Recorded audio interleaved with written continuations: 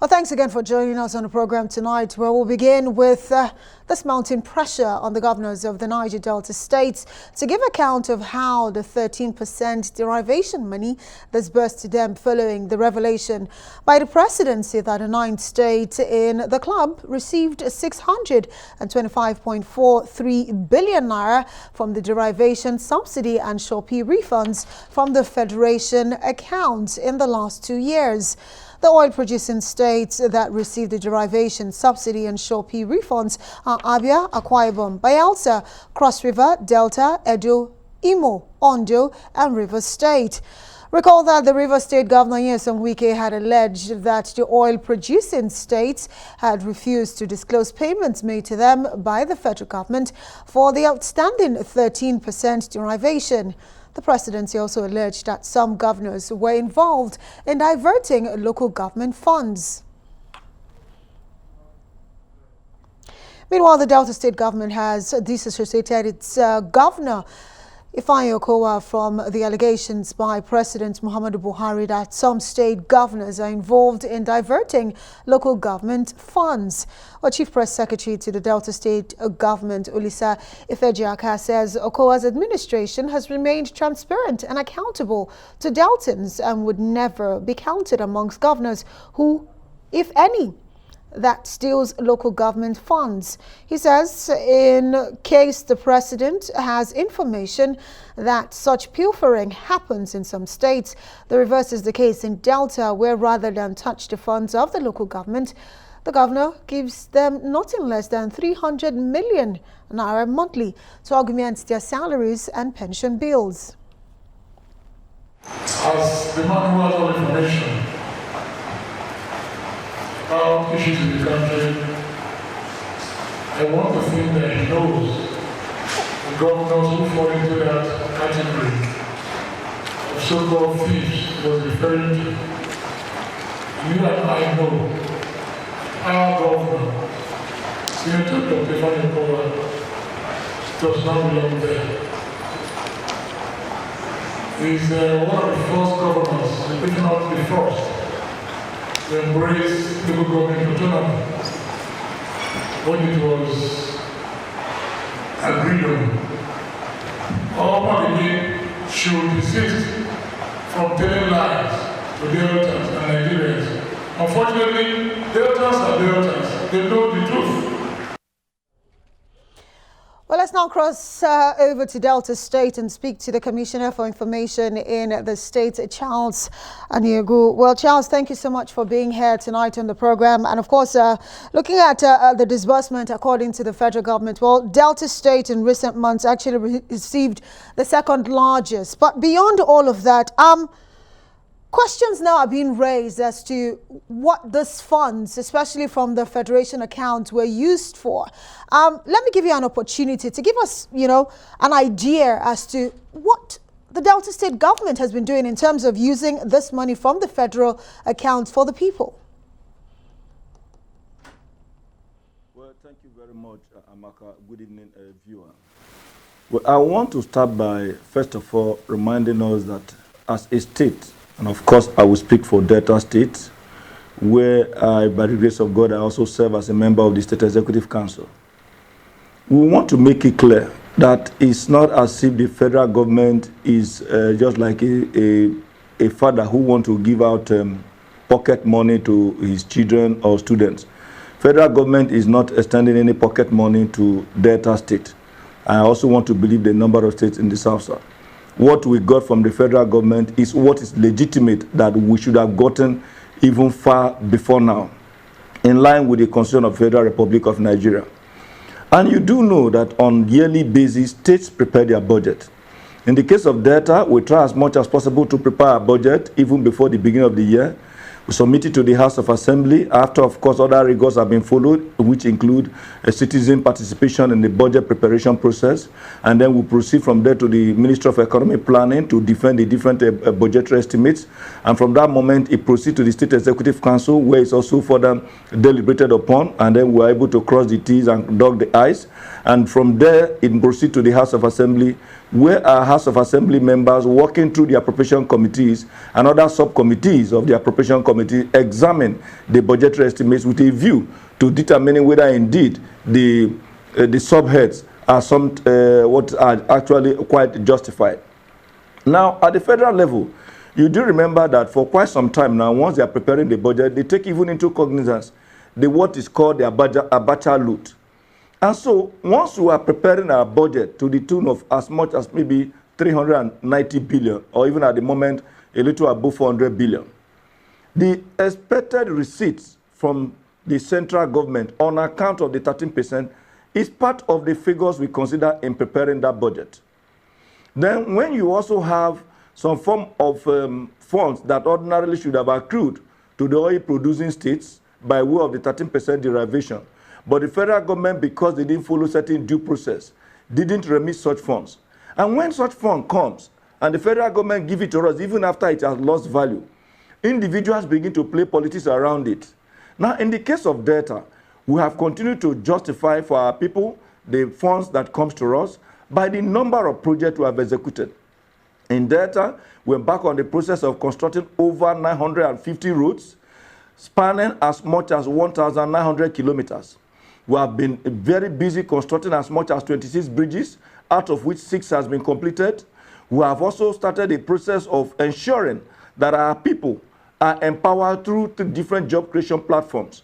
And let me make it clear, the bridges we build in Delta are not just bridges in the city. We call them bridges of possibilities, where we're able to link up our local communities together for the purpose of getting them to be able to interact with their kids and kin in neighboring communities, and at the same time able to evacuate their farm produce.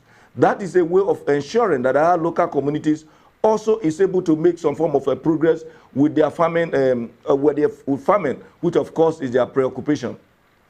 Now, I wouldn't know whether you want me to also proceed to the aspect of the local government. Here in Delta, the figure you talked about earlier was what we used to extend to the local government. Now, right from 2021, we have been extending as much as 500 million to our 25 local government areas. That, of course, is without prejudice to the 10%, which we also usually make available to the local governments on account of the provision of the Constitution, which makes it clear that every state is expected to give 10% of its internally generated revenue to the states, which is the essence of the joint state-local government accounts. So whatever that comes from the central government by way of allocation to the local government, we first of all add another 500 million. We also proceed to add the 10% from our internally generated revenue sources. The reason why we do that is to ensure that the local governments are able to live up to their billings, particularly their obligation to their workers at the local government level. At the time we assumed office in 2015, our local governments were very much indebted to their workers, but we tried in the course of time to assist them in defraying that particular burden. At a time when we got some bailout fund, you recall 10 billion naira from the federal government, we extended in one fell swoop as much as 3 billion naira to our local government. All these figures I'm mentioning, please, Amaka, get your reporters, let them interrogate any of the local government chairmen, even those who have left office since 2015.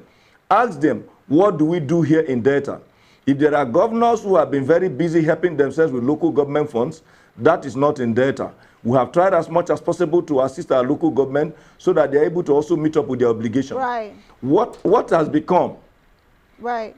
Well, Charles. What has become a major challenge, Amaka? Right, yeah. Yeah, go ahead. Okay, so we'll come to the challenges area because, you know, looking at the records of Delta State, I do know that despite the monies received from the federal allocation, there was a request, a loan request, which, of course, was actually criticized. Even the gubernatorial candidate for the APC had called it reckless. But the governor had come out to explain that that 150 billion naira was actually at the back.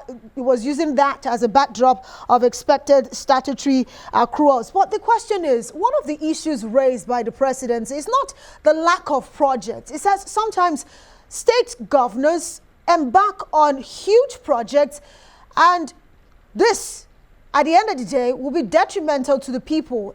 More people are poor now than ever, according to the presidency, because of gigantic projects that might not commiserate with the needs of the people. Let's talk about the situation in Delta.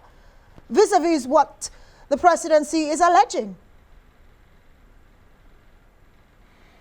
Amaka, it's unfortunate that we are in political period, and you do expect that a number of persons, including the APC governorship candidate in Delta, who want to play politics even with the facts on ground. In Delta, our people know that in actual fact, both those who live in the creeks, that we have tried as much as possible to add value to the life of our people through the different projects that we have executed.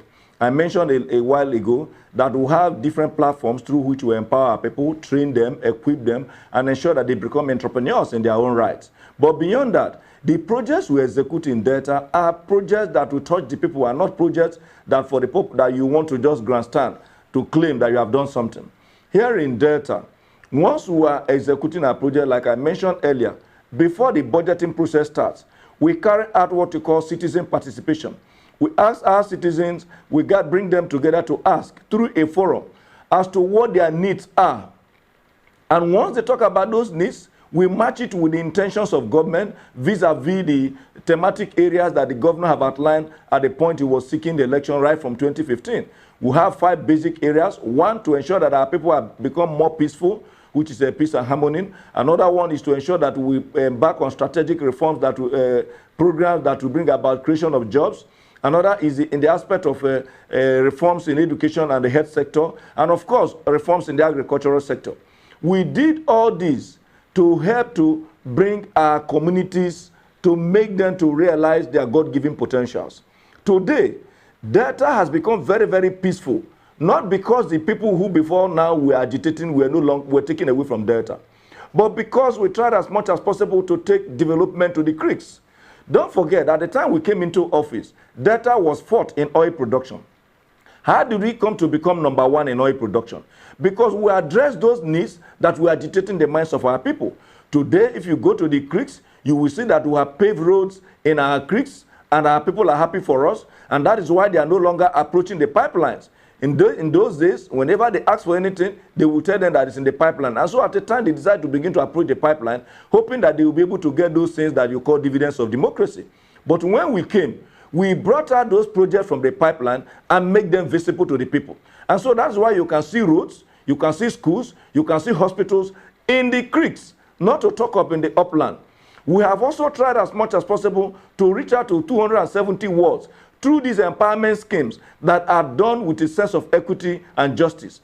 And so when people are campaigning, we invite people to Delta. We want any media person, any of the civil society groups, let them come, not just to hear us on TV because they say talk is cheap. But in our own case, Okowa walks the talk.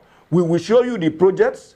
You will see them visible. You will even begin to ask us, how do we get all the money to perform the things we carried out? Now, you mentioned the issue of the loan we talked about. It was a bridging finance, because we do know that the federal government have agreed that they were going to give us back as much as 245 billion naira.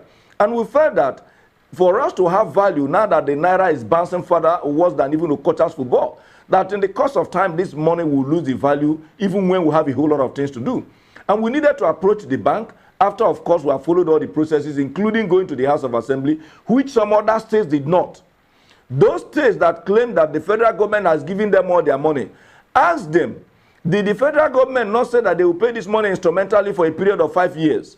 How come they have collected all their money? What they did was to approach a bank and then embark on a process of discount. Just like if somebody is owing you 20 naira and then you ask the bank, please, can you give me 13? And then you can take the remaining 7 and go and collect the money from federal government. Perhaps without even following the process of getting approval from the House of Assembly. We followed the process, and it was in the course of following that process that individuals started raising alarm. But those who went behind back door, without following those processes, nobody knew that they did until they started confessing that they have collected all their money from the federal government. As I speak to you, out of that particular 245 billion naira, we have only gotten about 14.8 or thereabout from the federal government, which is why we have been able to access 30 billion naira from a facility. And it is believed that once we get that, we're able to, of course, follow through with a number of our projects. So, Amaka, in Delta, we are not playing with local government funds. We are making funds, additional funds available to them. In Delta, we are carrying out projects in line with the funds that are supposed to accrue to us legitimately. The federal government has not given us any pocket money. It is the federal government that defaulted in the course of time. This idea of making it look as if Niger Delta states are getting funds that they are not supposed to get is just pure politics. Right. The funds that is coming to us is on account of the law. Ordinarily, Absolutely. if we were following proper derivation, you know it would have been more than 13%. Well, but as it stands, the law only permits for 13%, and some would actually argue beyond, the presidency. Some would say some of these projects that not just Delta State carry out, especially oil-producing state, it might not be commensurate with the funds that have gone out. But for now, we'll have to say thank you so much to you, Charles Aniagwu, of course, the Commissioner of Information in Delta State, Thank you, Amaka. for helping us unpack these issues. Thank you.